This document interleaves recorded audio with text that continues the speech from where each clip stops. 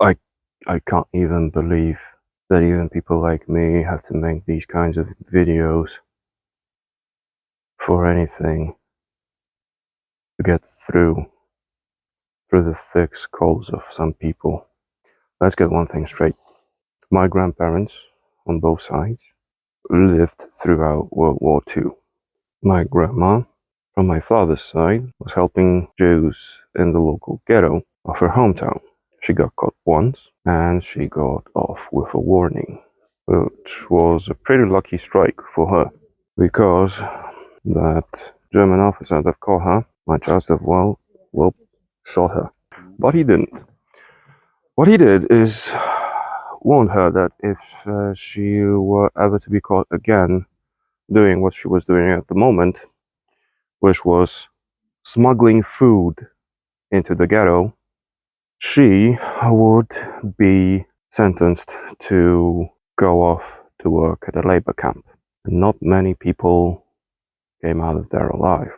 What she did was absolutely heroic because she helped the Jews again. It was utter heroism. Helping in the first place, but helping after being caught is absolutely heroic. I wish I had her kind of bravery. She got caught by the same officer a week later, and he said, "You left me no choice."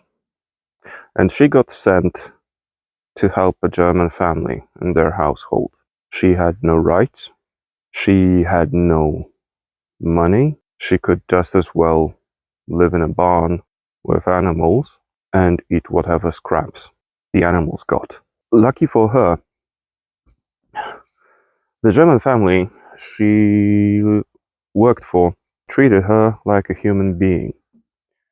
She could eat with them, she could sleep in their house, and they told her that whenever she was asked how was life treating her, she should always and only say that she has it just like the others, because that family could get a sentence too for treating her like a human being. And she wasn't Jewish, she was Polish. So, sum up, she was a really brave woman. I wish I was that brave like her. If there is just one thing I wish I would have inherited from my father's side of the family, it's her bravery. Because that woman had bigger balls than over half of the men I know, me included. Why I'm telling you this?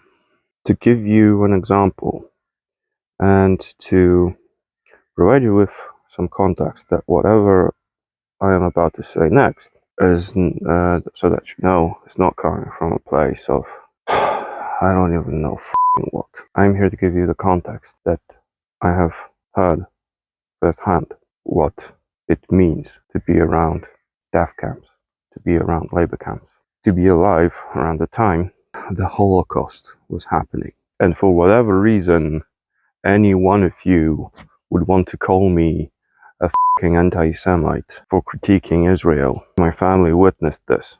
They were there when it was happening, and they were fighting it. Human life was the ultimate value that deserved protection, that needed to be protected when it was being attacked. Now, the main cause, being against Israel, is not being anti-Semitic. And what happened on October 7th, it was a tragedy. Okay? I know that. And I am very sorry that any life was lost that day. But don't you think that wiping out 2.2 million people, half of which are children, is a bit over the top? How fucked in the head you have to be to think, well, there are victims on both sides. Of course there are fucking victims on both sides, because whenever there is an aggressor, both sides lose. Period. Both sides lose lives. Period.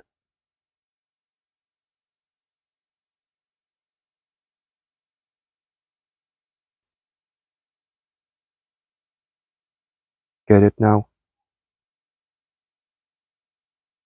Human life will be the ultimate value.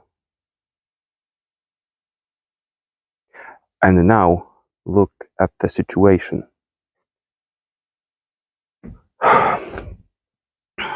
Thousands of children are dead. This is inhumane. Okay?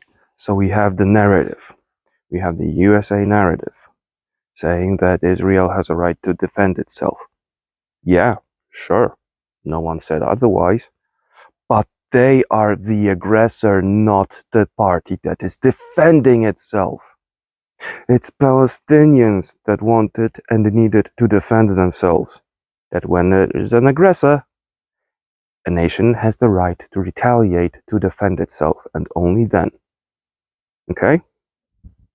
Get that? When did the aggression start? I don't know. How about 1948? How about the Nakba? In 1947, Palestinians hid Israeli soldiers so that the British military wouldn't find them. And 1 year later, those same soldiers came back to those villagers who hid them and kicked them out of their homes. And those who refused to leave their homes were shot dead. Entire families. Hundreds of thousands of people were forced out of their homes and were gradually pushed back and back and back at gunpoint. If someone comes into your house where your family has lived for fucking generations and points a gun at you and says, leave or die, then what is aggression to you? And this aggression and this occupation has lasted and gradually gotten worse over the years up to this moment. My therapist told me last time I saw her that I'm not going to convince anyone to my cause, let's say, if I'm going to speak that way, if I'm going to be aggressive. You know what? Know what aggression is? Bombing a fucking hospital with people in it. Bombing a church with 500 people hiding in it. Civilians of all faiths. That's aggression. I'm supposed to be toned down when something like that is happening? No, I will not be toned down. I've said it once and I'll say it again. Zionism is a nationalist movement, a fascist movement. But I will not stop calling out bullshit when I see it. The same thing is happening all over the world. Colonialism hasn't ended. Colonialism is happening today for the time being. We can scream at the top of our lungs that this isn't right. Protests against what is happening to Palestinians are global. The diaspora Jews are also part of that movement and are also the voice of Palestinians and also say that this is inhumane, what is happening, what is being done to Palestinians. Israel is committing war crime after war crime after war crime after war crime over and over and over again since 1948. And it's up to the people to spread awareness, to continue to be the voice of the Palestinian people. Hi, I have to say a few things off camera, because at the time when I'm editing this video, it's long overdue. It was recorded about a month into the current phase of aggression of the state of Israel on the Palestinian people, and I'm editing this on December 30th. Okay, so this is very important for you to understand at this point that when I'm editing this, I have data a month old within the video itself. But now that I'm editing it, the list of names that you saw just flowing, it's also outdated, because this is a list of names that was recorded, that was taken down between the 7th of October and the 25th only.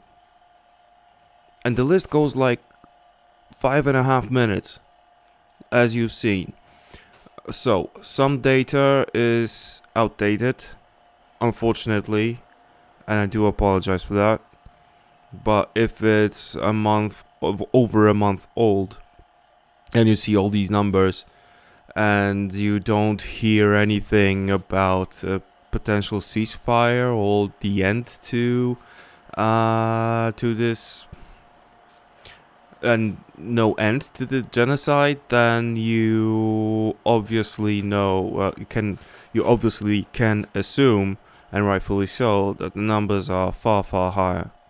I've personally lost count of the lives that were lost in Palestine, but the atrocities are horrible, absolutely horrible. So, having that said, I need to also add some things that at the time of recording, I myself wasn't in a good place. I didn't know. I failed to manage my emotions properly. Not that I am a master of it, of any sort, because I'm far from it. But there was a lot of anger, and there was talk of aggression, and by that I really need to clarify something. I am and have never been pro-violence of any kind. Okay? Aggression, when I talked about aggression, what my therapist told me is that I am prone to erupt with anger when I hear things that are completely mistaken, not verified in any way, that someone is talking about stuff that they actually have no idea about, but they still decide to voice their opinion, thinking that their voice is valid. And this is a failure on my part, that instead of pointing out that this is not valid and dealing and having my emotions be my problem and dealing with them later on, I have let my emotions get the best of me, and I have been really struggling, and I still am. Right now I'm obviously in a better place than I was before, and I want to make this as clear and blatant as possible. Violence is never the answer. We are fighting we are on the right side of history.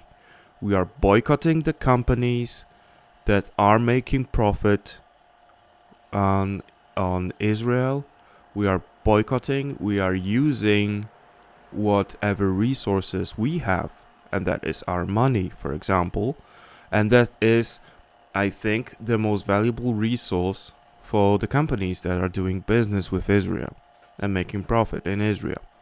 As you see, we are making noise and we are making progress, and together we can win, and we will win, actually. We all are one huge human family. Free Palestine, from the river to the sea.